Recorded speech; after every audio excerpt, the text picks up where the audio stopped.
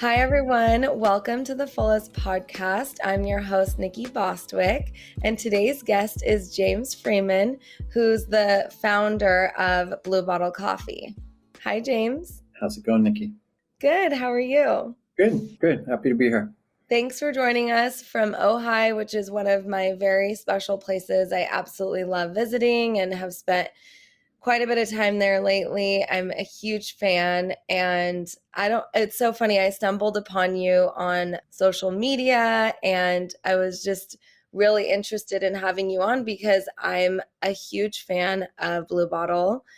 I love what you've created. I think the atmosphere, the product, everything to just like the curation of the companies that you guys partner with to have in store. If it's not your own products, it's just so beautiful. And I know that it's so intentional. A little while back, I connected with your CEO there through a summit event and then just kind of stayed connected. And Was that Carl or Brian?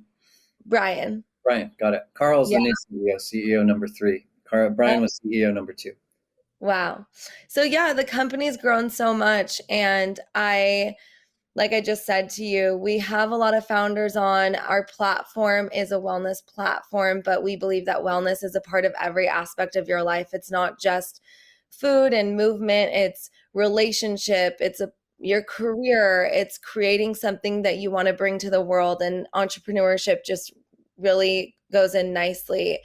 And we have a lot of people that are interested in starting their own business or just making some sort of impact in the world. And yeah, I'm just curious, like, what your journey has been and what your story is. And I would love to start with just kind of your background and how you found yourself in the coffee business. Oh, yeah. Well, in August 15, it will be the 20-year anniversary of Blue Bottle Coffee. So it's been a long, long road. Sometimes it's a slog. Sometimes it's a sprint.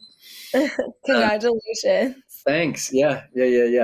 So yeah, I have a non-traditional background, I guess you could say. I was a classical musician prior to founding Blue Bottle Coffee. I was, a farmer's market shopper, was interested in, where food came from. And San Francisco 20 years ago was kind of a cradle of the farm to table movement, as it's called. And I was interested in reading about those restaurants and participating in the food scene and the farmers markets. And I also had a geeky little hobby of roasting coffee at home.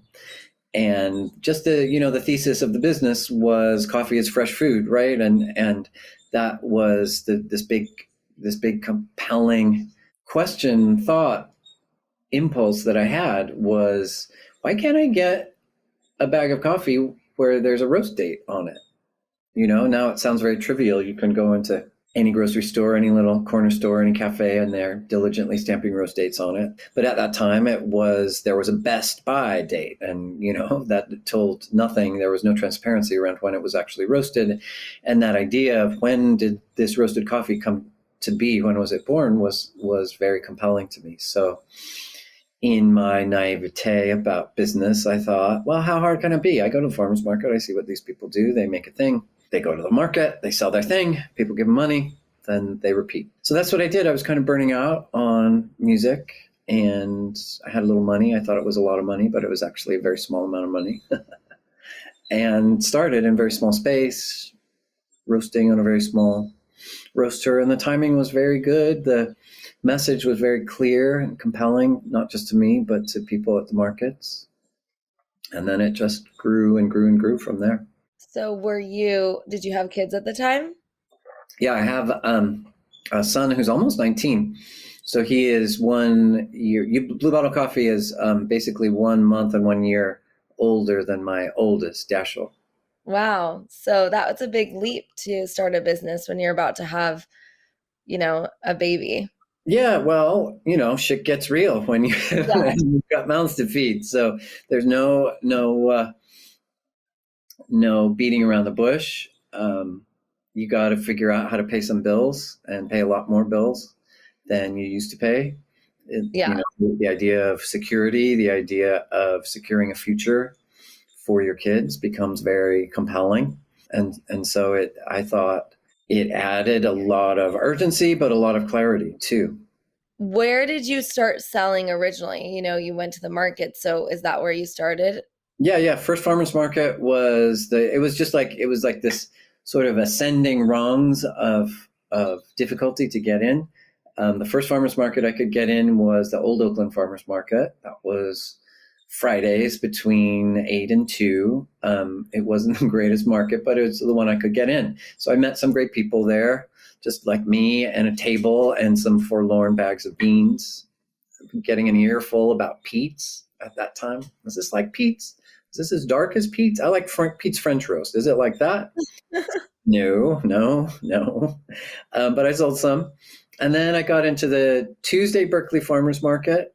And that was great because that was shoppers, not so much snackers or social. So that was a great market. And that led me to Saturday Berkeley. And that was very busy. And then by that time, I got an espresso cart. And that was great being able, because people will pay a few bucks for a cappuccino and try the coffee, whereas they might not be as amenable to paying $10 for a bag of coffee. Yeah. And then the biggest break about a year in, it seemed like forever, but it was only a year, was getting into the Saturday Ferry Plaza Farmers Market. And that was a very important nexus of the food community. This was all before social media, thank God. Yeah. So when journalists came in from out of town and wanted to know what was going on in the food scene, they would go to the farmers market. They had to experience it. They didn't need to check their phone. They had to actually go to a place and try something. So, and that was huge for me, just the amount of learning. I call that my MBA, right? And the lines were crushing, and hiring people and figuring out how to please people. Like all of that happened, until 2005, 2006. I opened a little cafe, a kiosk on a alleyway in San Francisco in 2005. So basically from 2002 to 2005, it was all farmers markets. And Wow. then we added that little kiosk, and that was odd and wonderful in its way. Very different experience from cafes in San Francisco, which I learned a lot from. Still open, 315 Linden Street. Wow. And then the first real like 4 walls and and a door kind of situation was 2008 in Mint Plaza. And at the time, what made you, were you profitable really early on? Yeah, I mean, I didn't know about. I thought you had to be, right. Like, Yeah, because if you're paying your bills at your house, right, unless you're putting stuff on credit cards, you have to have more money at the end of the exactly. month than you started with. So you were profitable right away, obviously, Yeah, and yeah. the farmers market business helped with being that way. Oh yeah, because expenses were very low. Labor Yeah. costs were feeding me and then my my baby, and I would say like 3/4 of the food I ate was trades at the farmers market. Um, Yeah. so that was good. So I was living in a very cheap apartment. And yeah, I just thought you had to be profitable because, like, how else are you going to survive? Little, little did I know.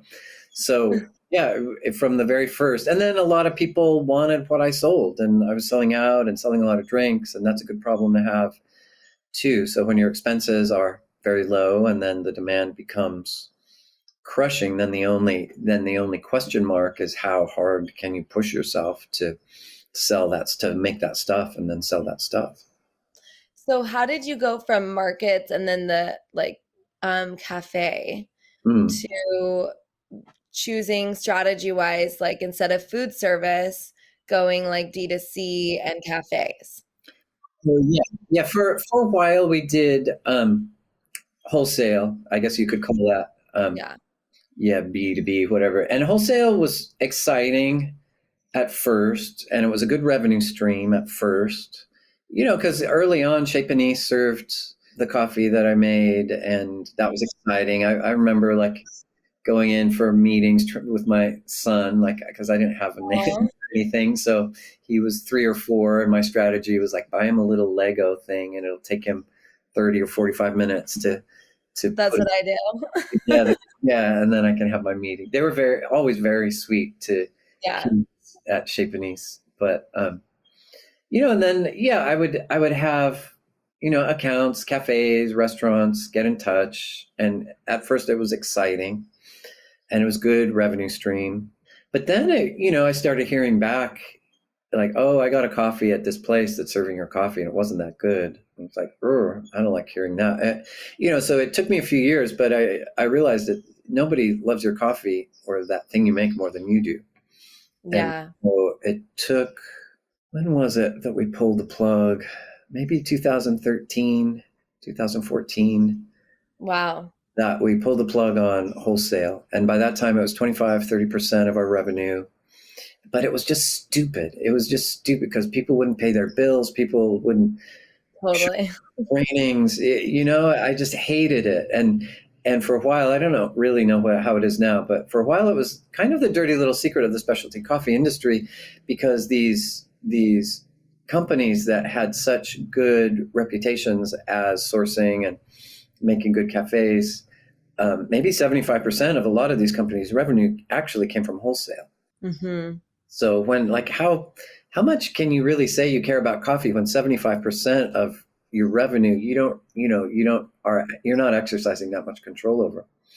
So that was liberating. Saying no is liberating and powerful. So saying no to wholesale was a very liberating step for me and the company. And at that time, you said it was 25 to 30%. Yeah. So at that point, you were already online with the D2C business, or? The web store started early. Like, I had this woman that cut my hair, had a boyfriend who, like, he can do your web store. He can do your website. It's like, great. We'll trade for coffee. And so we had a very crude web store, let's see, starting in 2003, middle of 2003, 2004. Yeah, when you were at the farmer's market still. Yeah, and I would just, like, write out the shipping labels. Sorry, that's the ATV down at the bottom of the ramp. Write out the shipping labels, and there's a post office across the street from my first roastery. Wow. And so I would just carry it across, and then I remember the first time, it's like, I need a cart. I have to carry it across with a cart, and that's cool. And then I remember I need to make 2 trips. Mm-hmm. That's cool. And then it got kind of old. Like, I need to make 5 trips. What's going on? So, but that's, the problems of success are always better problems to have. Hi, everyone. Welcome again to the Fullest podcast. As you may or may not know, we've been sharing the benefits of saffron with our community for a little while now, and I want to offer 15% off our entire product line to our podcast listeners with code TheFullestPodcast at checkout online at thefullest.com. Growing up in a Persian family, I'd always felt the benefit of saffron in my life, but it wasn't until I stumbled on the research that it made me realize what powerful medicine it is. Saffron has been proven over and over again in clinical, double-blind placebo trials to be an effective form of treatment for depression, anxiety, and ADHD. Saffron has been used by many cultures for thousands of years for these purposes, and now the research is here to finally back it up, proving that plant medicines and ancient healing practices can actually be an effective alternative to pharmaceuticals. At The Fullest, we believe that incorporating this ancient wisdom into our modern lives is the most powerful and accessible path to healing. We also believe that everyone's journey is unique, so our product line offers a variety of formulas to help you curate saffron into your personal wellness routine. Warm Feelings is our saffron latte powder and comes in individual sachets and in large sustainable glass jars. Featuring 150 milligrams of high-grade saffron in a creamy bed of coconut and cardamom. It's the perfect coffee alternative and feel-good start to your day. If you prefer to pop a pill, Kinder Thoughts is our 30-day supply of saffron capsules, and it's a super simple way to support your body and mood with the power of saffron. Not to mention, it's really amazing for headaches if you feel one coming on. Our Saffron Soaks are the latest addition to our product lineup, which include Exhale, our saffron salt bath blend, and Inhale, our probiotic-rich saffron milk bath blend. Soak in them to support your digestion, inflammation, and support your skin microbiome. Honestly, at the moment, I'm using each of these products on a daily basis depending on my needs. And to help you begin your saffron journey, we're offering a discount of 15% off just for our podcast listeners with code TheFullestPodcast at checkout. I hope you enjoy your new daily saffron ritual. How quickly did it grow out of your hands and into a 3PL? Or do you not use the 3PL? What does that stand for? The third part, or someone else shipping your stuff out? Oh, God, years and years. We did it all ourselves for a long time. Wow, that's incredible. I mean, it was an earlier time, but also it's like we didn't have inventory on shelves. It was roasted, it was put on the box, and I had a real sense of urgency to get it in the mail that day that it was roasted. I wanted people to open the box and look at the date. It's like, wow, this was roasted the day before yesterday. So there was that sense of urgency that kind of drove me to be inefficient in a very interesting way. What do you think is the difference between, is it the same customer that came to you in the beginning?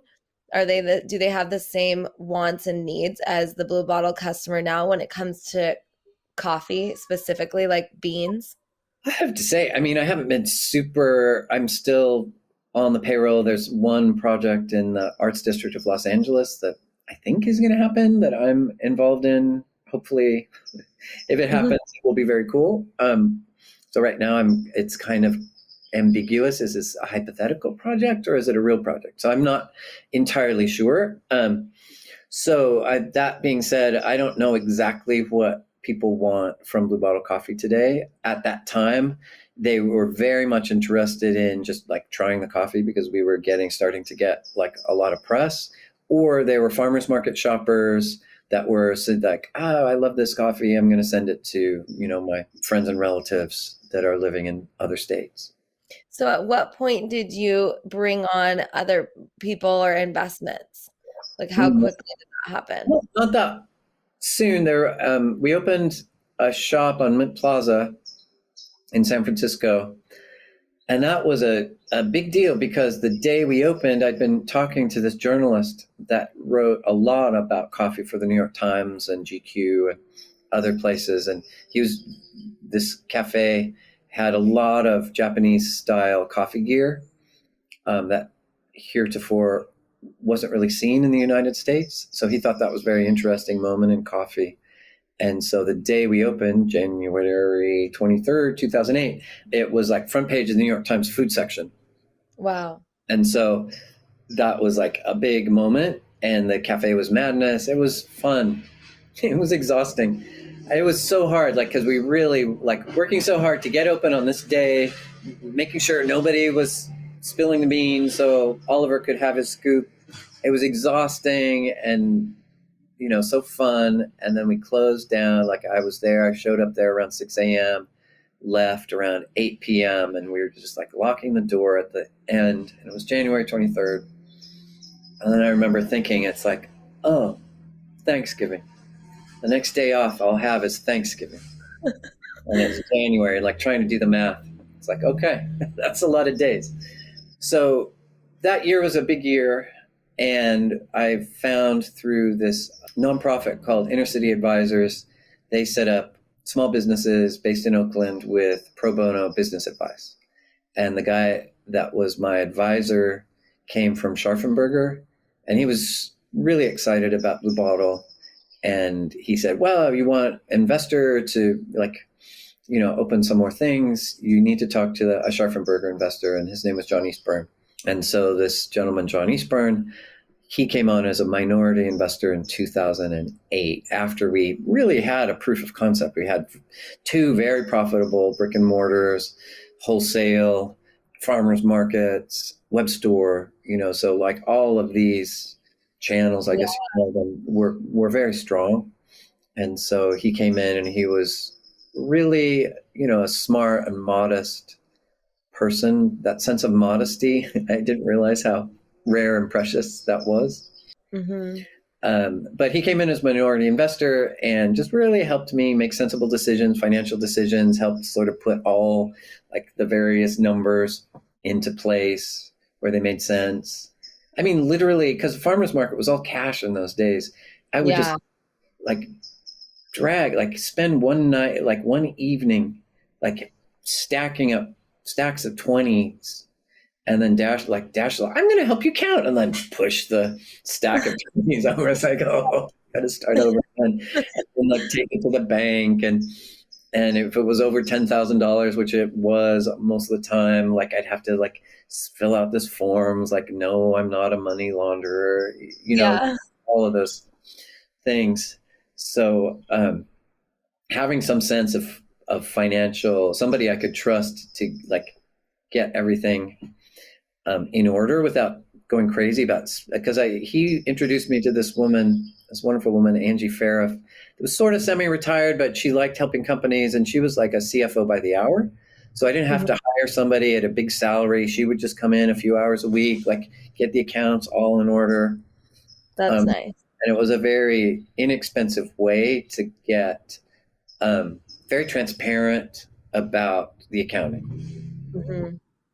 And so that was minority investment. And then 2012, Brian Meehan came in with a group of, that was like the glossy roster of internet celebrities that came in 2012. And that's when I went from majority owner to minority owner then. Okay.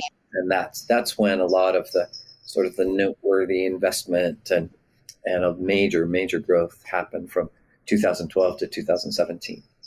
So until 2012, it was you and your minority investor growing the brand. And Yeah. how was it like at home as your son grew up and as you got busier? Like, how did you manage it? What was your mental health and It self-care was like? it was precarious and pushed to the red line. I my first marriage blew up a year into starting Blue Bottle. So that was really untidy and draining. And, it was just like, how much work could I do? How hard could I push myself? And I didn't want to not see my son every day. So I would like work crazy hours and then, see my son. And then it was good because then I started to delegate. I probably delegated more because of that. But I remember this one moment picking up my son from his mother's house, and he was little, maybe a year, maybe 16 months old. And it was early. I picked him up like at 6 a.m. I was going to take care of him, have breakfast, take care of him for a few hours before I went back to work. I think I'd been roasting all night. And he was just like, babies, right? It's like so cuddly and warm. And my ex was mad at me about something, but I was holding my son, and I was so tired. And I just started. She was like lecturing me about something, and I started falling asleep. And it's like, that is not a respectful thing to do, is fall asleep when somebody's mad at you. Actually, it makes them more mad. Yeah. Well, but it was just, I was so tired. And so that's for me, I think about like, if you're so tired that you can fall asleep while somebody's yelling at you, then that's pretty tired. And, I don't want to glorify those times. I pushed myself very hard, and there were very much human costs to that. But, that's what I did. I perhaps could have done it in a kinder or more evolved way. But, those were the choices I made at the time. Those are the choices I thought I had to make at the time.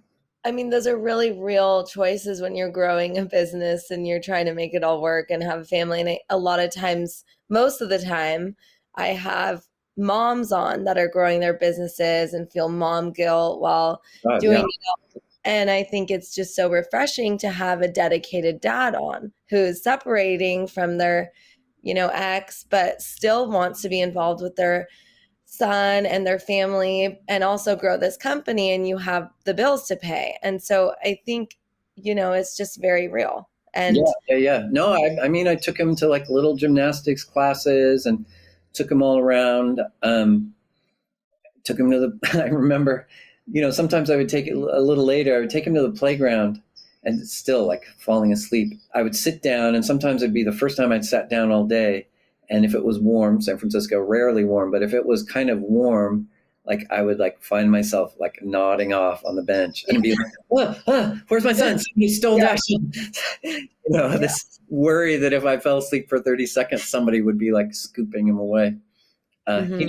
He never got abducted, fortunately. Such a big feat. Yeah, but yeah, no, I mean, it was very important for me to see him a lot and to be an important part of his life. I changed a lot of diapers. We went on a lot of little trips for work or for not to work. And then when things got a little bit easier, he was a very adventurous kid. So he was like having sushi at high-end sushi bars in New York at age 7 and dining black truffle dinners at Del Posto at age 10. So we've got a lot of good memories from when it was a little less exhausting and just more fun. Yeah. So, would you say that up until like 2012, when Brian came in, like, was that the moment when you became minority that it gave you a little more ease and gave you more time and it was less stressful at that point? Yes, stressful in a different way. It's a real thing. To go from majority to minority is a real thing. And anybody who has a business, you should just know that. It's not the end of the world. It's not necessarily bad, but it is a big change. Don't let anybody tell you that it's just going to be better. It might be better in certain ways, but it's a big psychological step to go from majority to minority, especially if you're like really super controlling, as I was. I mean, like, look at the stores that you created, and it's very specific how they make the coffee. Everything just feels so beautiful and organized, and you're going to get typically like exactly what you're looking forward to. So that comes from the top, and I'm sure it was like that from the beginning. Yeah, or trying, or like, dying 1,000 deaths because like some little thing didn't come out right. I felt things very deeply, maybe more deeply than I should have or was healthy to feel. But that's who I was, and those are the choices I made, and here I am on a ranch in Ohio. So that's not a bad thing actually. But yeah, so it's like certain things got easier after 2012, and certain things got more fun, like all the acclaim, all the like it was once again it was very good timing, because that time 2012 to 2017, it's nobody cared about being profitable. Nobody, like, it Yeah. was all about growth. It was all about sort of if you had some cachet in your company and you could show a path to growing, and it's like in 1,000 years we'll be profitable. It Yeah. didn't matter. And Brian and the CFO at the time were very good at kind of selling that story to investors too. Mhm. And investors wanted to be sold in those days. It's very different now. So it was great in some ways, and then sort of frustrating because that's when the MBAs started coming, and the valuations started to get higher. And so my psychology was like, oh, there's more to lose, because I still didn't have very much in the way of assets. My biggest asset was this, these shares in Blue Bottle that were not liquid, that, I felt kind of chained to in a certain way. Yeah. So the psychology got very complicated in a growing, valuable business, but you don't get the money. So it's all like theoretical. Were you able to take, I mean, I don't know if this is too personal, but take money off the table? Yeah, I did. And 2012, and then once more, but still, like, the valuations go, it's all in your head. It all happens in your head. It's not how much money your company's worth or how much exit. It's like, it's all happening in your head. And that's what I wish somebody would have explained to me. Yeah. I mean, I think that most people, I mean, you came from a musical background. You started your business. It was in farmers markets. I mean, you grew organically. You obviously brought on someone who supported you and like being able to put pieces together in terms of growth Yeah. before 2012, but was that who really coached you on like how to raise, what it's going to look like? This is, I think that a lot of people wonder and don't know even much about the stock market in general or just anything like where it's like it's all numbers that are just changing all the time. And what does it really mean? Obviously, it's the way that our world is working, but then it's also really confusing, like what is it really backed by? And it's all just like really interesting. So Yeah, it's confusing. Because there is a world, people come from this world of, and I don't want to, tar all MBAs as having the same outlook, but there's this world of people that are trained to kind of see value in these organic brands. What they can't do is generally is create something that is deeply meaningful and resonant to people. So they look for those things. And then what creative founders can't really do is think about how to explain their business in a way that can fit on an Excel spreadsheet or a pitch deck. And so yeah, it's we need each other, but then, what happens when the creative founder feels a little bit left out of the loop of the raise, or what happens when the VCs that have put so much money in feel like the resentment coming from the creative founder. It's easy for things to go in a way that doesn't feel good for yeah, for either party. I mean, right now, I think being profitable is really, really important to attracting investors in a way that it never was when I was in those days in Blue Bottle. yeah. I was just going to ask, that was my next question because I hear, I'm in that process of working on a raise and I hear about that, how just like the landscape has changed and Sequoia Capital has put together a deck that's making everyone telling people to get to profitability ASAP because that's what you're going to need in order to survive the next few years. And it's like you said, a completely different landscape than when you became minority and it was all about like getting customer acquisition and did it at any cost and growing the brand that way and growing stores and whatever. So I think it's an interesting time and I'm curious because you've been on both ends and obviously I don't know what Blue Bottle is like now, but you came from a very profitable place. Yeah, Blue Bottle was profitable for the first 10 years. Yeah. Yeah. So I'm curious, like, if you were still, if you had a brand that you were majority owner of right now, or you were in a startup, what you would do, or what you would recommend if someone's not profitable. Try to sell more stuff. Yeah. you know, um, I'm helping. As like everything's becoming more expensive in terms of customer acquisition as well. Like at the same time, it's more expensive to advertise, right? It's more expensive to do actually anything to like breathe and drive. It's more expensive. So like yeah, as a whole. Yeah, what are the ways you can acquire customers without having to pay Mark Zuckerberg for it? Yeah. Because fortunately I never had that nobody, if somebody would have told me that that was going to be necessary, I would have been like, that's stupid. So in a sense, like brick and mortar is very valuable because everybody walking past is a potential customer. Hmm. So going back to basics, and not, if your business is predicated on Instagram ads, then that's a tough place to be. Even when things were easier and Instagram ads were cheaper or whatever, it's still tough because it's out of your control. The thing I liked about the early days of Blue Bottle, the first 10, 12 years, was so much was about us. Like, you open a store, and you open at 7 a.m. and you start making drinks. And if people like the drinks, they will come back. Yeah. You roast the coffee well over and over again, people will order more.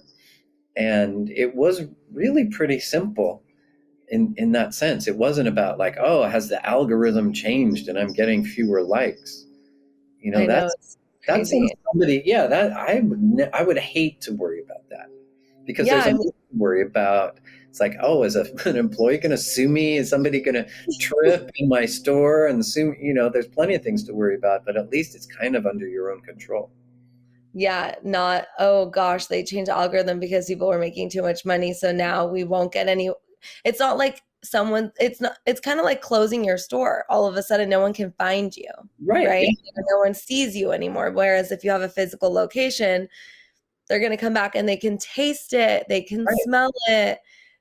It's such a different experience. Yeah. And Yeah. now it's all about looks versus like what the actual product really does. So it's Yeah. really, Yeah. Or who on the internet has recommended it? It's like so many people. It's like are like hoping for just like Gwyneth Paltrow mentions their brand one time, and it's like, God, hopefully that's so it's external. Yeah. yeah, yeah. You have no control over what Gwyneth Paltrow likes. Yeah. So what are you doing now? Like in 2012, you became minority. When did you move to Ojai? Are you there full time? Yeah, yeah, yeah. Yeah, and it was quite a ride up from 2012. I had always wanted to open in Japan. So in 2015, January of 2015, we opened in Tokyo, and that was huge, huge, huge, and just fun. Yeah. Opening in Japan, the team there at the time, the team there now is very, very good. The team there at the time were just great, beautiful spirits. The store, just the GCs and the architects in Japan, if you build stores or remodel kitchens, like dealing with American GCs is just torture. It's just torment. Hmm. And so just the pleasantness of working with these talented people in Japan, both in on the Blue Bottle team and externally, just to see how the carpenters work, see how the lines, the tile work. That was great. That was a highlight. 6 hour lines when we opened. Wow. Yeah, yeah, yeah. It was a thing.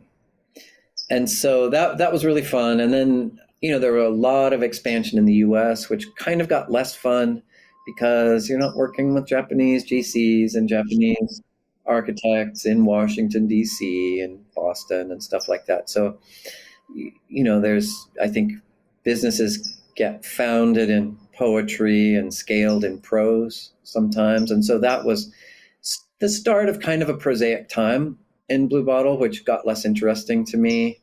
And then, yeah, and then the Nestle thing happened October of 2017, and that was a thing. Let me tell you. What happened? Oh, Nestle bought Blue Bottle. Oh my gosh, I didn't realize that. Oh yeah, yeah, yeah. Me just being blind. That's all right. Wow. You've been opening your business and raising kids, so no worries. Yeah, totally. I mean, yeah, that's so funny. That's crazy. I didn't realize that. How did that? Oh, I'm relieved because I was ready. I was not happy or settled in Blue Bottle at that time. The last year or so was not feeling very good to me. Hmm. So that seemed like just a great way to like I know my kids are not going to have to get student loans, and I won't be eating cat food when I'm old. So those are good things, right? And you can't in this country you can't guarantee those things, which is sobering. It's interesting because you have a baby essentially, but this baby just like goes on and I mean, everyone lives their own life and makes their own decisions, but like, what's that like It to was have that as a legacy in a way that you'd have zero control over? right. I mean, it's hard. I tell people like, I don't wipe my teenager's butt anymore. I also have a almost 7 year old and a 5 year old. So there's been a lot of babies in my life. Yeah. Um, so, it's hard. It's been nice actually being in San Francisco during that whole thing was not that fun. And so it's been nice. My wife grew up in Ojai, and once again, we had good timing. We were she got diagnosed with Lyme disease, which was very tough. She was very sick for a long time, and nobody knew what it was. And then she got her diagnosis, and we were about to move to Tokyo, but we bought a piece of land and designed a house, but you don't move to Tokyo for your health, right? So we moved back to Ojai, found a nice ranch. She's doing much, much better now, which is great. Lyme disease is a long and ugly road, but she's doing much better. And yeah, and so 2018 we moved to Ojai once again. Good timing, like 9 months before the COVID. And Yeah. Ojai quarantine is It's not. all about good timing for you. Yeah, yeah, lucky that way. Yeah, that's the best piece of business advice you could give, right? Have good timing. Yeah.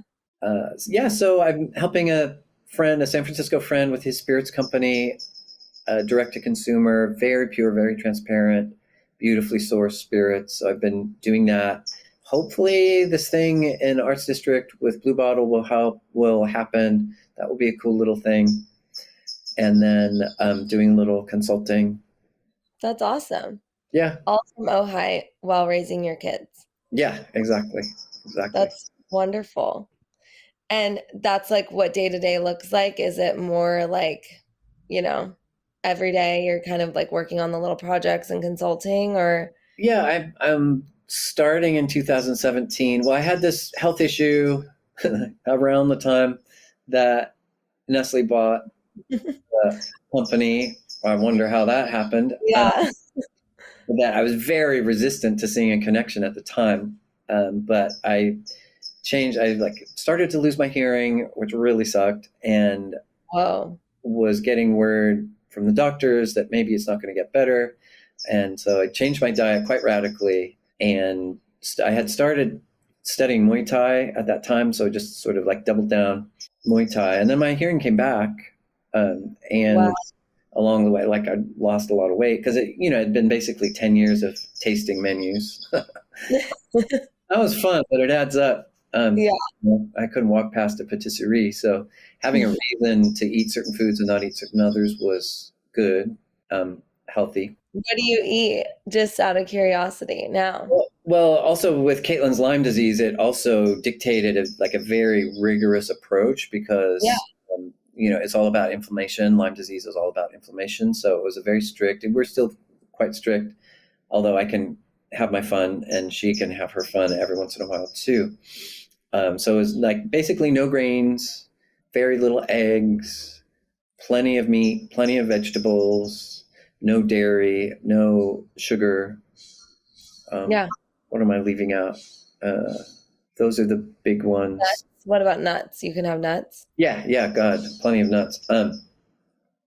Yeah, so it's a pretty healthy way to live, actually. So it didn't, when there's a reason for it, when there's a compelling reason for it, it doesn't seem like a sacrifice. It seems like a gift that you figured out what to eat to make your body better. What Right? about kids? Do they eat the same way? Yeah, well, my oldest, or not my oldest, the oldest girl, 7-year-old, she has Lyme also, probably got it in utero. So she has Wow. we have to be quite rigorous with her diet still. And when we do that, it's, otherwise she'll have brain inflammation. And so it can be quite volatile, Vesuvian, even her temperament. So just learning about her body and what foods are good for her body has been quite amazing. And then the 5-year-old, he loves chocolate croissants. And so the challenge is to sort of negotiate the difference between what he wants and what she wants. Have you guys heard of bee venom therapy? Yeah, that's the thing that's made the biggest difference in my wife's health. That's Actually. awesome. Yeah. We had Holly Owens on the podcast a little while ago, and it was really interesting because she has talked about her Lyme condition for a long time, but then she finished bee venom therapy, and then that was a whole experience too, to just kind of like be attached to that being part of her life, and then like not needing to do it anymore. And so it's all just really interesting. But I know a few people with Lymes, and Yeah. That's been the biggest single thing she's worked with. What's her last name? Brooke. I forget her last name. Has this, this very, like, you look at mold, you look at trauma, you look at sleep, you have to hit it from every side. And if you're prosperous and lucky and privileged enough to be able to afford all these healing modalities, then there's a good chance you can get to the other side. Does your daughter do it, or is it kind of too Oh no, intense? she's too young. She's too young. Like a Yeah, lot of diet stuff works for her, and that's so awesome. yeah. Well, thanks so much, James, for joining us. I really appreciate you sharing about your journey, and it's so beautiful to see a dedicated dad and Nice. um, just how much you love your family. I love that so much. That's good. Good. Yeah. Yeah. It's important. Those are things I do not regret.